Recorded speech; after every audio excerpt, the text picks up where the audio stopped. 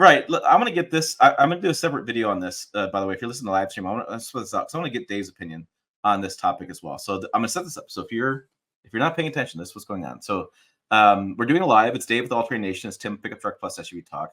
I'm separate this up in this live stream we're doing, but I want to talk about this topic.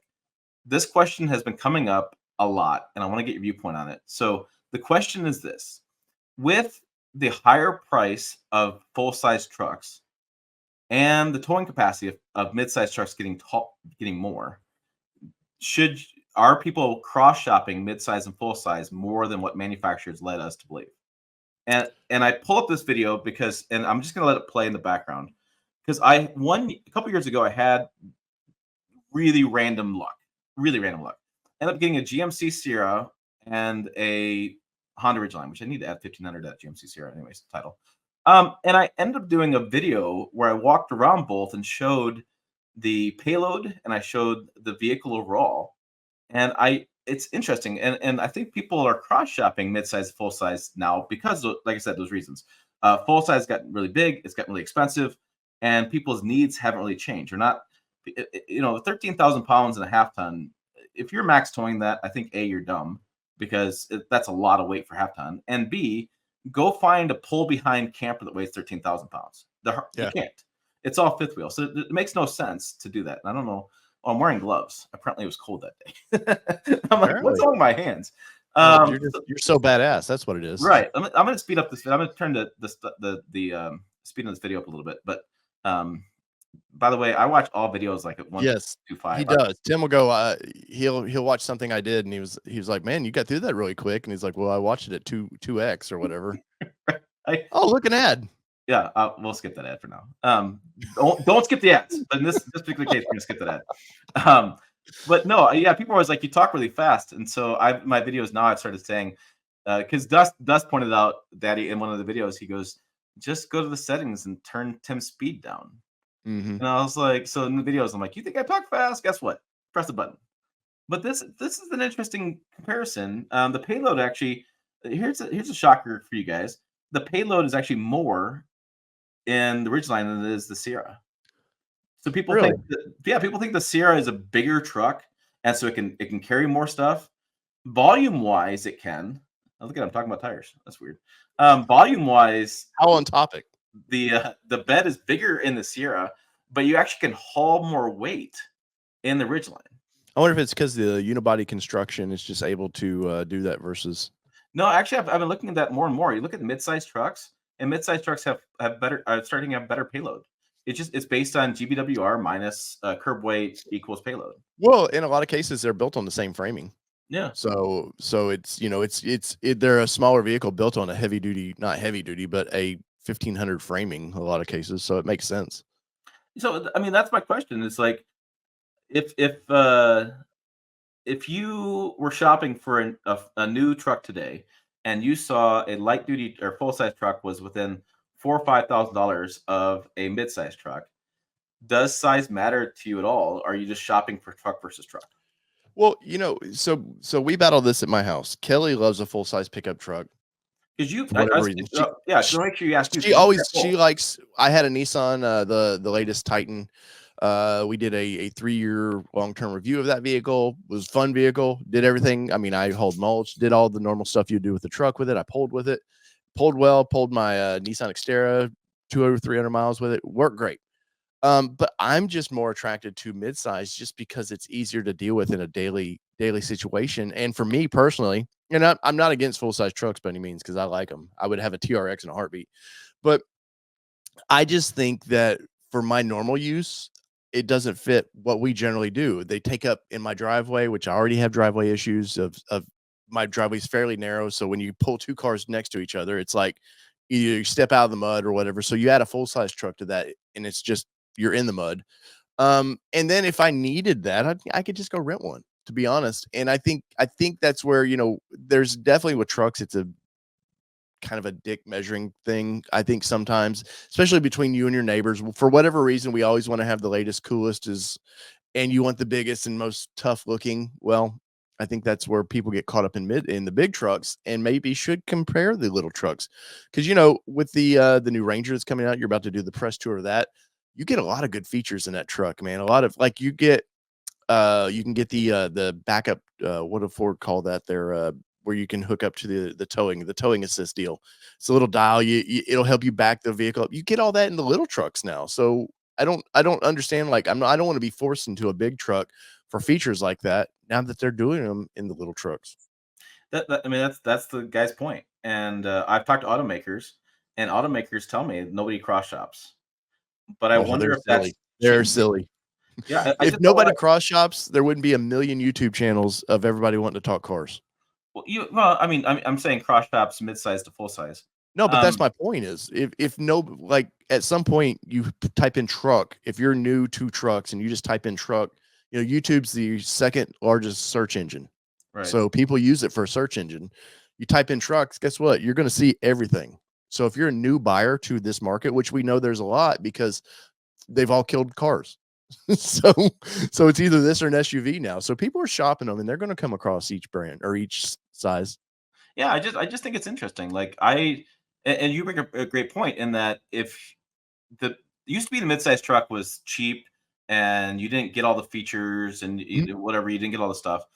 And fuel economy was better, right, in mid-size truck. But now we look at stuff, fuel economy is the same mid-size to full size. It Yeah. really is. Features are the same mid-size to full size. You can get luxury interiors like with the mid-size as you could the full size. Technology is the same. So as you bring up interest, the point is, if you're shopping mid-size or full size to mid-size, you're basically looking at maneuverability, parking and parking garages, parking spaces, garage ability. Does it fit in your garage? That's a big selling reason mid-size trucks. And beyond that, that's kind of what you have. Now, I will say that from a cabin room situation, like as far as space in there, like one guy, he's like, I have a family or I have dogs, whatever. I'm like, I've never heard a full size guy bitch about how much room they have in the cabin.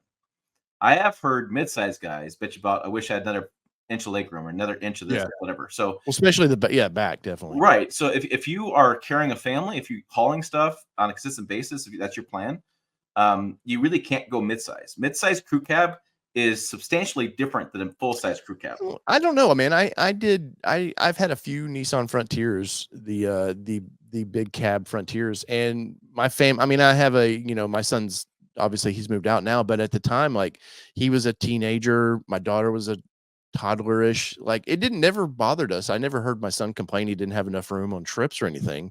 I mean, I think we tend to look at this as where we're at in our life. Like you have two teenager kids now or one's close to Yeah, it. Like they're yeah, they're bigger kids. So now it might be, but depending on when where you're at in your life, maybe maybe you look at each truck a little differently and be educated, and especially for your family. Don't just because I know my dad, man, when the Grand Nationals dropped, and this is dating me, but when those dropped, my dad wanted that car so badly. But guess what? It wasn't a family car. Like the mhm. idea of we were three kids that would had to sit in the back of that. So guess what? He had to sway his so he Yeah, went for more economical reasons. yeah. I don't know. I thought it was an interesting topic to discuss, and I wanted to just kind of talk about with you because I know you've had both Mm. vehicles, and Oh yeah. well, I haven't owned a mid-size truck in 20 some years, but I've had driven them quite a bit. I keep trying to take I when the Nissan, I kept trying to bug into him, buy that Frontier, live in a small truck for a while, and he was like, "Dude, it's a Nissan. Come on, man." Well, yeah, it's nothing.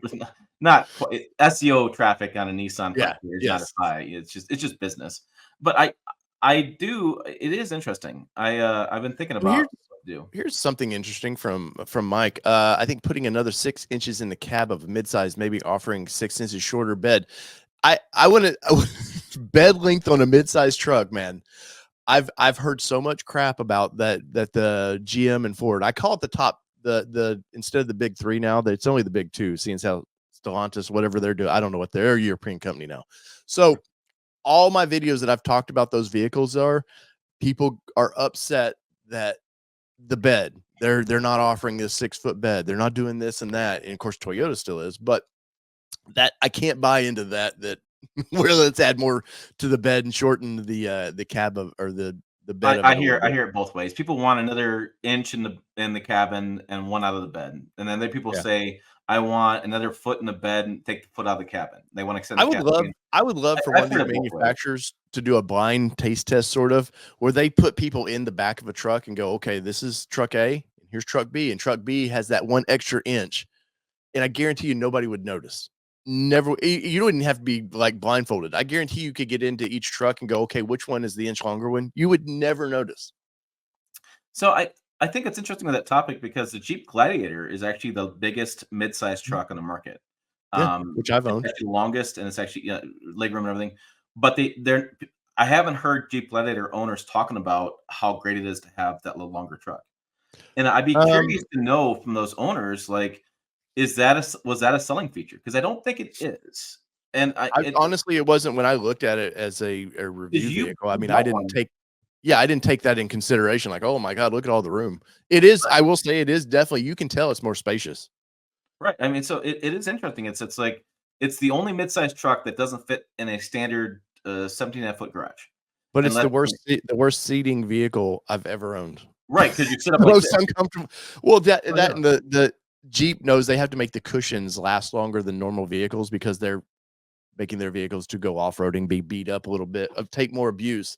So I think they put a harder foam in them, so knowing it's gonna eventually over 10 years soften up. But, oh, new awful seating, and I've taken a lot of crap on that video, but most of the people that I give me crap own the leather seating, which is completely different. It's more comfortable. But anyways, Yeah, I've had my issues drive. It's a weird drive. So anyways, I just want to bring it up. I thought it was interesting conversation to talk about. And you know what, it's I was I actually thought this up with the Rivian. If I don't know if you've driven in the Rivian, but Rivian is bigger than the Tacoma. mhm, It's actually for people that want like that larger size midsize.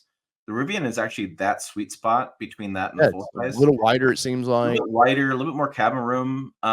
You just got to decide whether you want an EV or not. I mean, Yeah, that's no, and what I the was price point.